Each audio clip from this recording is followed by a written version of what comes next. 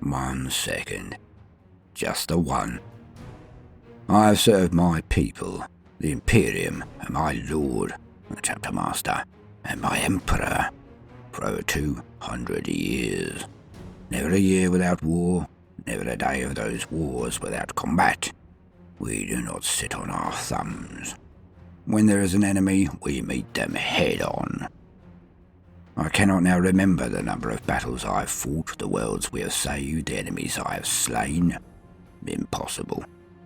I tried once while in transit, just to remember all of the campaigns I had fought. Our squad did it for fun, to pass the time. We had to concede we did not know.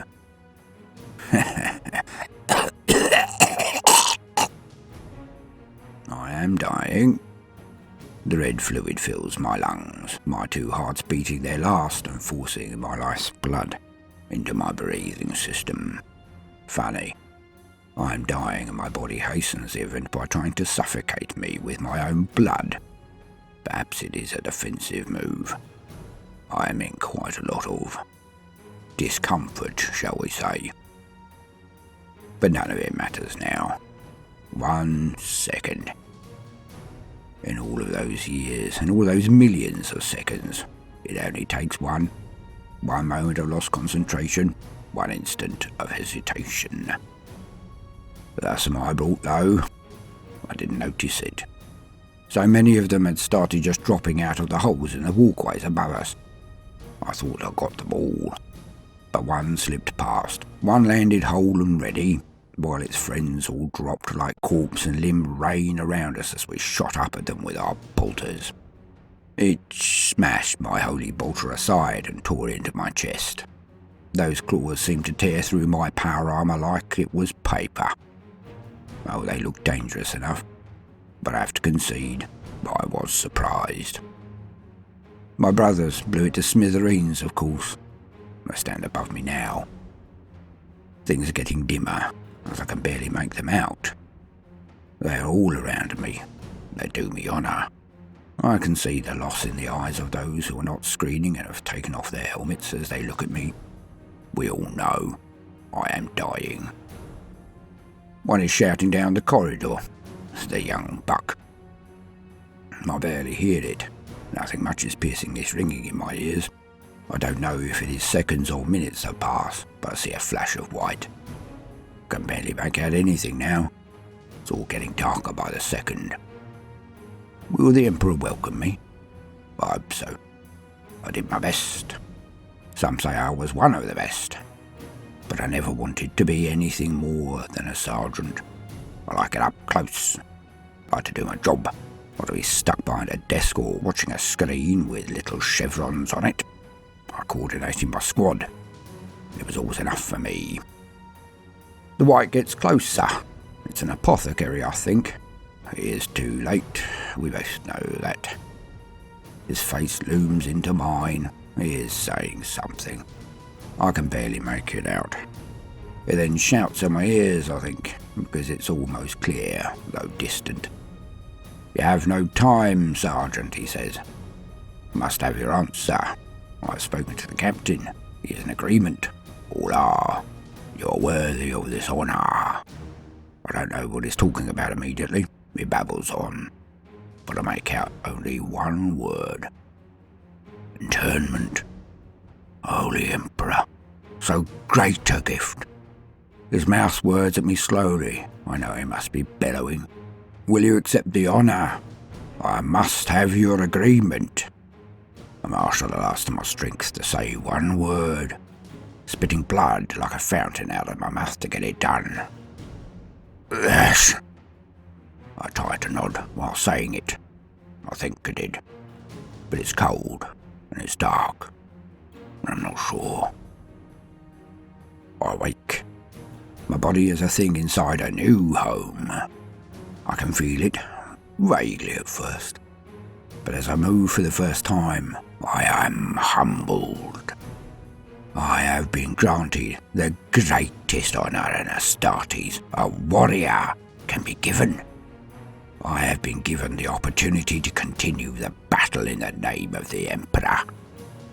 Though my body is broken, yet in death still I serve.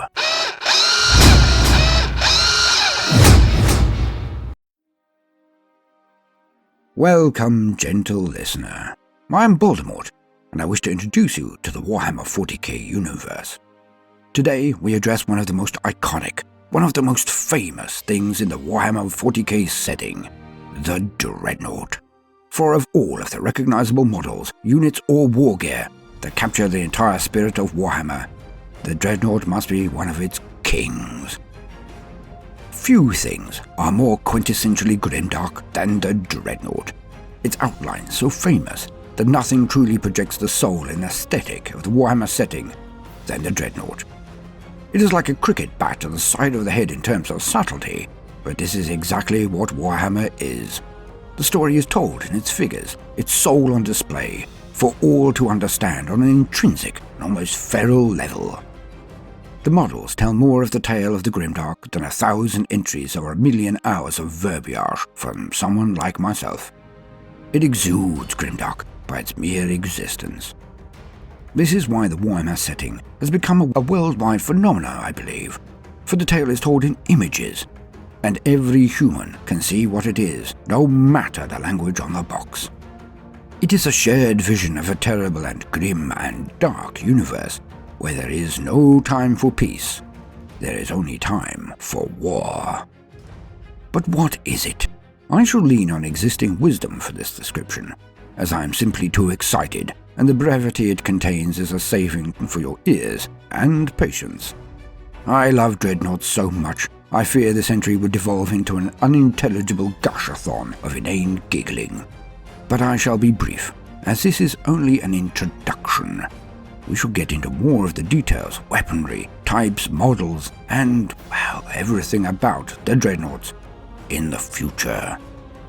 To quote, Space Marine chapters deploy many classes and patterns of bipedal combat walkers, chief among them Dreadnoughts and warsuits. Serving as walking tanks that can move through dense terrain with minimal impediment and bring heavy weaponry and crushing strength to bear against the foe, these war machines are the terror of their foes. Dreadnoughts advance with thunderous strides, fiery death roaring from their heavy weapons. Each is piloted by a fallen hero of the chapter, wounded near to death in battle and borne away to be interred within a Dreadnought sarcophagus. Little remains of such a pilot, their bodies reduced to a collection of shriveled biological components that can never again be removed from their life-preserving tomb. Yet such warriors can live for millennia, slumbering away the years between each campaign and fighting as though the Dreadnought was their own living body when at war. The sepulchre that contains a chapter's Dreadnoughts is a holy shrine, and the Tech Marines tend to their charges with great care.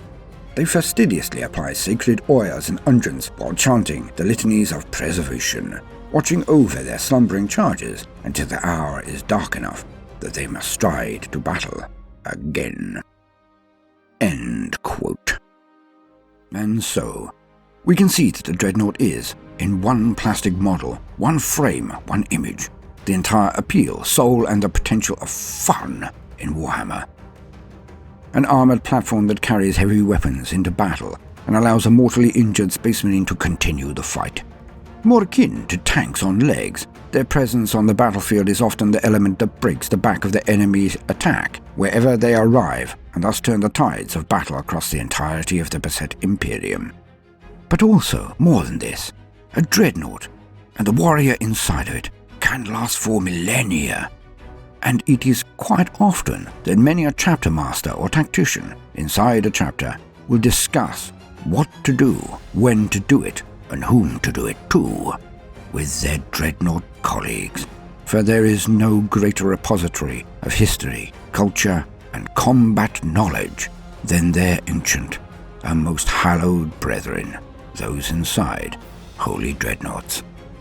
In any other setting, interment in a metal body would be a punishment for a catastrophic affront or transgression, but amongst the ranks of the Space Marines, there can be no greater honor. I have been Baldermort, your faithful servant. I hope you enjoyed the introduction to the Dreadnought, and please do know that more iconic weapons and war gear will be following on as time permits. Please do consider liking and subscribing. If you are a regular gentle listener, then please do also consider supporting us on Patreon, but of course, only if you see the worth in what we are doing. Yes, dear. You know I'm recording. Well, I'm not very good at taking pictures, but we could do. Yes, will do. Yes, that's what you heard. Will do. Look, here's Clarence. Marvellously painted deer. No, Bernard is still down the club, mid-game spanking some admech. I'll get him up next time. No, Rudolph is not coming out. We both know my painting ability is equal only to a chicken who has trodden in ink and then run across a hot pathway. Well, that's why I don't do the bat reps anymore. Yes, it was a bit embarrassing. When will you be free to paint Rudolph a bit, honey? Oh, cobblers, it's still on, isn't it?